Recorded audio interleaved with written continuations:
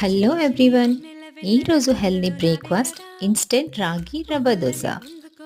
దీనికోసం 1 కప్ రాగి పిండి, 1 కప్ బియ్యపు పిండి, 1 కప్ బొంబాయి రవ్వ, 1 స్పూన్ మైదా ఆర్ గోధుమ పిండి, ఇంకా 1 spoon ghee and curry leaves వేసుకొని బాగా కలుపుకోవాలి. ఈ మిక్చర్ బాగా కలిసిన తర్వాత జీరా 1 స్పూన్ వేసుకోవాలి. తర్వాత మజ్జిగ వేసుకొని ఈ మిక్చర్ మొత్తాన్ని బాగా కలుపుకోవాలి.